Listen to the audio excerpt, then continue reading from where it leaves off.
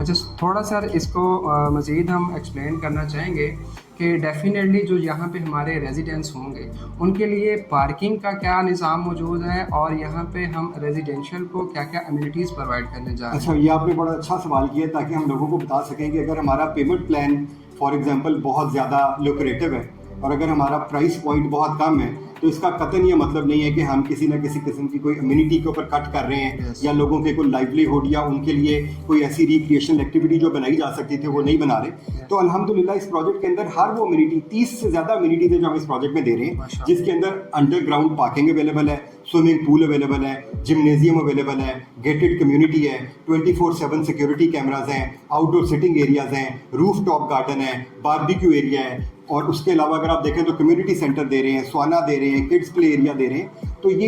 एक ओवरऑल एक ऐसा कॉन्सेप्चुअल मास्टरपीस है जिसको डिज़ाइन इस पर्सपेक्टिव से किया गया है कि जब लोग इधर आएँ तो उनको रेजिडेंशियल नीड के लिए अपने कॉम्प्लेक्स से बाहर ना जाए। ये ज़रूर एक्सप्लेनेशन होनी चाहिए इसमें कि डेफ़िनेटली हम एक बेहतरीन चीज़ तो प्रोवाइड करने जा रहे हैं, लेकिन क्या कंपैरेटिवली जो हमारी चीज़ है वो दूसरे प्रोजेक्ट से, अगर बहुत सारे हमारे क्लाइंट्स हैं जो कंपेयर करके फिर किसी ना किसी चीज़ को सिलेक्ट और डिसलेक्ट करते हैं, तो रेट्स के लिहाज से भी कंपैरेटिवली क्या हमारा प्रोजेक्ट दूसरों से बेहतर है?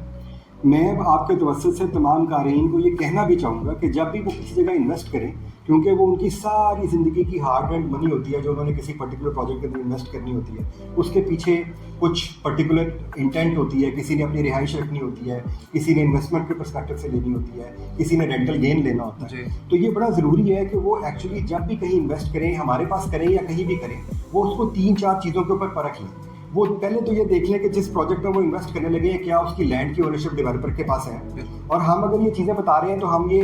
ये चीज़ें अवेलेबल भी करते हैं। अगर आप आएँ तो सबसे पहले हमें ही हमारी कसौटी पे परखें, तो वो लैंड की ओनरशिप पहले चेक करें, फिर तमाम रेलिवेंट अप्रूवल्स चेक करें कि उसके पास तमाम रेलिवेंट अप्रूवल्स अवेलेबल हैं कि नहीं। तीसरा ये चेक करना बड़ा ज़रूरी होता है कि जिस जगह पे जो प्रोजेक्ट बन रहा है क्या वो उस एरिया की डिमांड के मुताबिक है कि तो डिमांड के अंदर आपको लिवेबिलिटी का इंडेक्स आ जाता है, वहाँ पे लोगों की रिक्वायरमेंट आ जाती है। और फिर चौथी चीज़ होती है डेवलपर की हिस्ट्री, कि जिस डेवलपर के साथ इन्वेस्ट करने जा रहे हैं उसकी हिस्ट्री देखें। तो हमें पहले इन 4 चीज़ों पे परखें, और उसके बाद जो आपकी वाली बात के पेमेंट प्लान की, तो हम अल्हम्दुलिल्लाह ये दावा कर सकते हैं कि जो पेमेंट प्लान हम दे रहे हैं अल्हम्दुलिल्लाह आपको हमारी लोकेशन के 4, 5, 6 किलोमीटर के रेडियस में इस पेमेंट प्लान से मैचिंग इन अम्यूनिटीज़ के साथ और कोई प्रोजेक्ट मिलेगा ही नहीं। तो ये सारा कुछ सिर्फ इस माइंडसेट से किया जाता है कि हमारी सोच ये है कि अल्हम्दुलिल्लाह अगर अल्लाह ताला इस पर्टिकुलर प्राइस पॉइंट में भी हमें एज अ डेवलपर एक रीज़नेबल मार्जिन देता है, तो फिर ये हमारा फ़र्ज़ भी है और फिर ये हमारा एक ख्वाहिश भी होती है कि हम फिर जो कैपिटल गेन की बाकी